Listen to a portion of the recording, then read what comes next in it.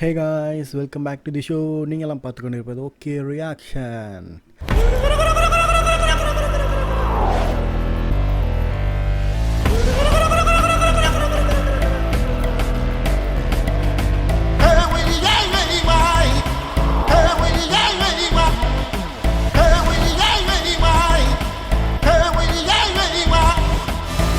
Okay, இன்றைக்கி நம்ம என்ன பார்க்க போகிறோம் அப்படின்னா, நம்ம அஸ்வின், நம்ம குக் வித் கோமாளிலலாம் பார்த்தோம் இல்லையா, நம்ம அந்த அஸ்வின் நடித்த என்ன சொல்ல போகிறாய் அப்படின்ற அவரோட ஃபஸ்ட்டு படத்தோட டீசர் ரிலீஸ் ஆகிருக்கு.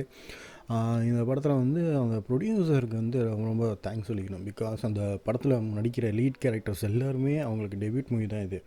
ஸோ அந்த வகையில் அவர் இந்த ஒரு ரிஸ்க் எடுக்கிறதுக்கு ஒரு ஹேட்ஸ் ஆஃப் சொல்லிக்கலாம். அண்ட் அஃப்கோர்ஸ் மியூசிக் டைரக்டர் வந்து விவேக் மெர்வின்.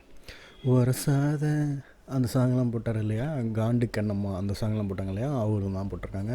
ஸோ அஃப்கோர்ஸ் ஏதாச்சும் ஒரு சாங் 2-3 சாங் ஹிட் ஆகும் அப்படின்னு நினைக்கிறேன். ஸோ இந்த டீசர் பார்த்துட்டு அதுக்கடுத்து மற்றதெல்லாம் பற்றி பேசலாம், வாருங்கள்.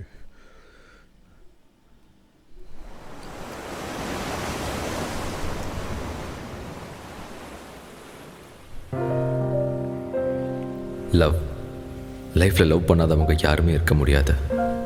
எல்லாருக்குள்ளேயும் ஒரு காதல் கதை இருக்கும். எல்லா கதைக்கும் ஒரு தொடக்கம் இருக்கும். வந்தாய் ஒரு நொடியில் விழியிலே, தந்தாய் ஒரு புயலே உயிரிலே, கொட்டும் மழை துளியின் நடுவிலே,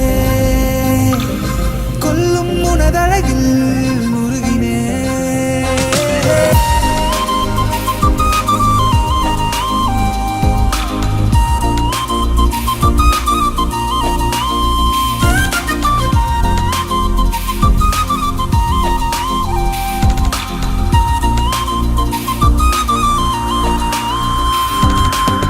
ஆனால் நம்ம காதல் கதை நம்ம நினச்ச மாதிரி தொடங்கணும்னு அவசியம் இல்லை. கண்டிப்பாக நம்ம நினச்ச மாதிரி முடியணும்னு அவசியம் இல்லை.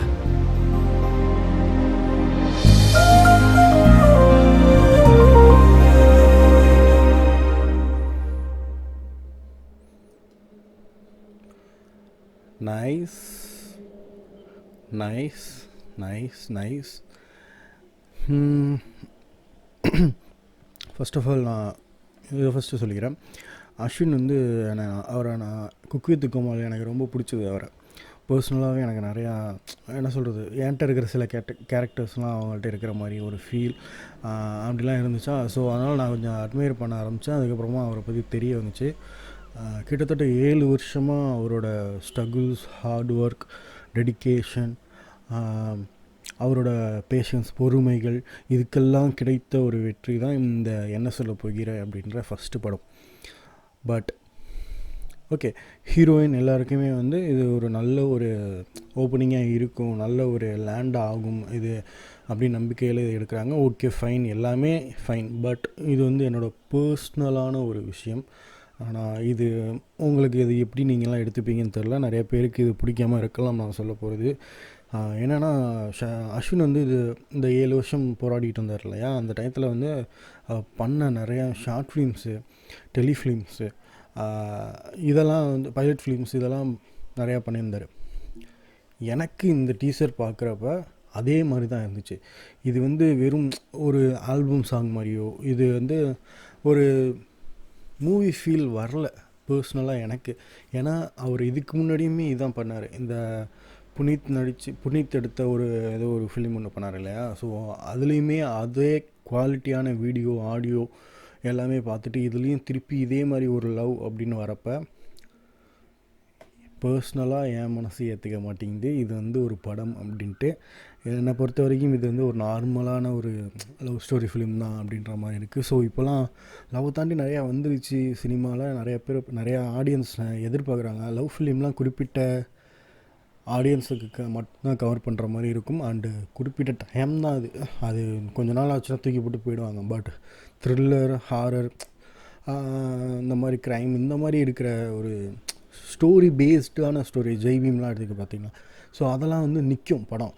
இதெல்லாம் வரும், காற்றடிக்கும், போயிடும், அவ்வளோதான். ஸோ நான் சொன்னது இந்த பாயிண்ட் நிறைய பேருக்கு பிடிக்காமல் இருக்கும்னு நினைக்கிறேன். பட் இது என்னோடய பர்சனலான ஒரு விஷயம். நான் இதை வந்து எனக்கு லைக் வேணும், கமெண்ட் வேணும் அப்படின்னா நான் பாட்டுக்கு ஓப்பனாக சொல்லிட்டு நான் வந்து அழகாக சொல்லிட்டு போயிடலாம், சூப்பராக இருக்குப்பா, அஸ்வின் அழகாக இருக்காப்பா, செமையாக இருக்காப்பா அப்படின்னு சொல்லிட்டு. பட் இது நான் ஏன் சொல்கிறேன் அப்படின்னா, எனக்கு தோன்றதை நான் சொல்லணும் இல்லையா? ஸோ அதனால தான் நான் இதை சொல்கிறேன். என்னை நம்பி பார்க்குற ஒரு 10-15 பேருக்காவது நான் உண்மையாக இருக்கணும்னு நினைக்கிறேன். ஸோ அதனால தான் இதை சொன்னேன். அண்ட் இன்னொரு விஷயம், இந்த டீசரில் வந்து அஸ்வின் அவர்களுடைய வாய்ஸ் செம்மையாக இருந்துச்சு, செம்ம போல்ட்டாக இருந்துச்சு. அவர் 6 அடிக்கு நடந்து வரப்போ ஓகே, அந்த ஒரு ஹீரோவுக்கான குவாலிட்டி எல்லாமே இருந்தும் அவர் இவ்வளோ நாளாக ஏன் ஹீரோ ஆகலை, அது வந்து சிம்புவே சொல்லியிருந்தார். சிம்பு சிவகார்த்திகேயனும் சொல்லியிருந்தாங்க அந்த குக் வித் கோமாளி ஷோலையே. ஸோ அதை தான் நானும் காப்பிட்டு சொல்கிறேன். ஸோ அவர் இன்னும் மேம்மேலும் வளர வாழ்த்துக்கள். இந்த படம் கண்டிப்பாக வெற்றி பெறணும், அதுவும் தான் நானும் வேண்டிக்கிறேன். ஸோ தேட்டரில் எல்லோரும் போய் இந்த படத்தை பாருங்கள், சப்போர்ட் பண்ணுங்கள். ஓகேவா? By by. அண்ட் இன்னொரு ஒரு விஷயம், டீசரை வச்சு எல்லாத்தையும் முடிவு பண்ணிட முடியாது. ட்ரெய்லர் வரட்டும், மூவி வரட்டும், அதெல்லாம் பார்த்ததுக்கப்புறமா சொல்கிறேன். அப்படி நான் எதுவும் சொன்னது தப்பாக இருந்துச்சுன்னா மன்னிச்சிக்கோங்க. ஓகேவா? பை பையா, சீவா. அடுத்து நான் என்னென்ன வீடியோ பண்ணணும் அப்படின்றத கமெண்டில் சொன்னிங்கன்னா நான் அடுத்தடுத்து வீடியோ போட்டுகிட்டே இருப்பேன். இதோட நான் கடையை மூட்டு கிளம்ப வேண்டிய நேரம் வந்துருச்சு. This is okay reaction. நீங்களாம் பார்த்துக்கிட்டு TN68 சேனல். இந்த சேனலை சப்ஸ்கிரைப் பண்ணிட்டீங்கன்னா அடுத்தடுத்த வீடியோ கண்டிப்பாக வந்துகிட்டே இருக்கும். லைக் பண்ணுங்கள், ஷேர் பண்ணுங்கள், கமெண்ட் பண்ணுங்கள். TN68 சேனலை சப்ஸ்கிரைப் பண்ணுங்கள். Tata bye bye, see you.